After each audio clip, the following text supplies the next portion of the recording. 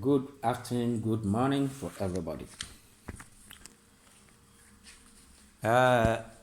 Me kasa for enoma bi a ekɔ so wɔ wiase we awia yase a yɛte. Anye wiase awia na se a yɛte no. Ene wiase no enoma bebre ekɔ so a nipa emie nani. Na sometimes no aya na mehwɛ man Ghana mu a na me raho se Ghana nyame boka wiase ho. Ene wiase asofofo edi bone akese. Ba nipa dodo edi saa nkrofo we achi. Ene sofu tin original. Anye sofu adifo etin original. Bitin kase ne onokura ne nyankopon ne yepe. Bitin sori de ne nsa sinebo kan prince ono se wan fane so a untimi nko heaven. Na nipa da sani di saa nkrofo we nim achi. Wo hwe nipa dodo a bitin kogu saa nkrofo we achi. Aya na mewra ho. Nwura na meka asem bi kire bi se ade a amahu se Ghana fo ya dwene wo from a abo adwane kurawo nyansa asene Ghana fo. Agrada atimati asori. Ama nipa tinko gina agrada asori ase. Ma agrada preaching kura o preach no. Asema obeka no emfa kwanim.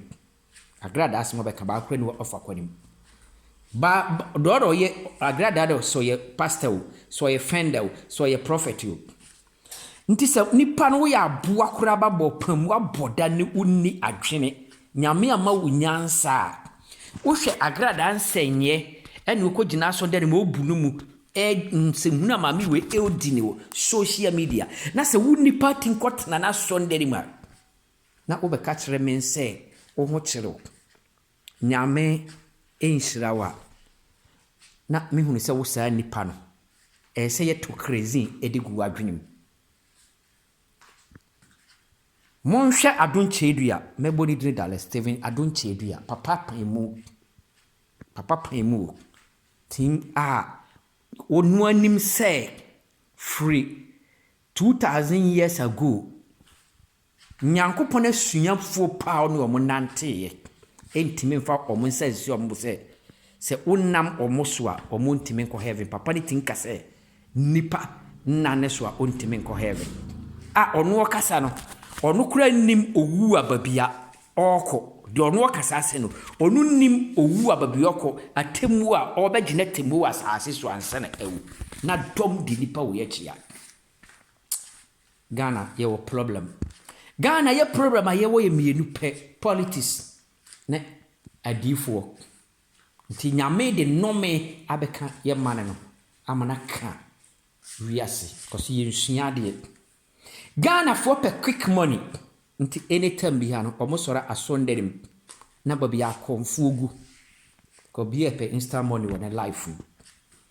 na nka bi ka sa asen we kura kirewa uhunu se nipa no adwene no ensisi so yi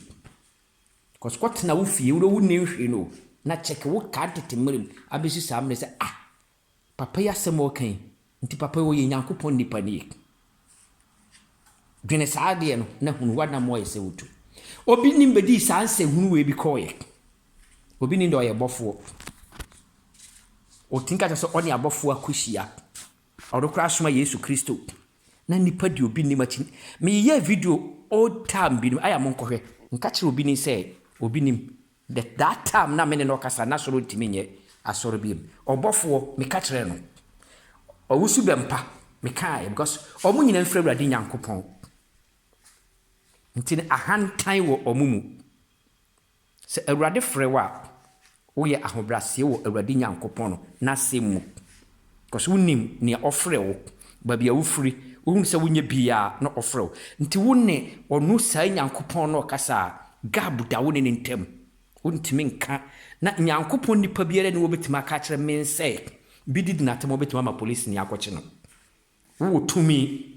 wo commande utna wode ni bompaye emma sa nipa no a ogu wani ase no bibi tinto no mani hunu say this is the power na o ka kire me say akora di watem bia di watem ma police ni kochi no wa ba ka kire me so ye Nyankopon nipa Ghana for ma me ne papa no ma ho ni na ho bre aduru say mo sori na mo ma mo ani da ho na ahokire ne too much e wo mo so dem pese me ka kire mo do wa obefulum no obetin no ma me kana se na obetu anam wa brabo besuye Ghana prophet bi ani Ghana me na me kasa do ye prophet on free edi na omra me medium no ontwere me de me number be ma no na onkyere ba bi Nyankopon se ne nyame tumi ode ye n'adwuma me ni made a me kana me oyem bone na me ne wa ada accident metuma di accident ya hyewu fie nyina asem bi a me bubefu a medi kanaka ato wa busuam no bibibia ni ho a obetima sesa no that is the power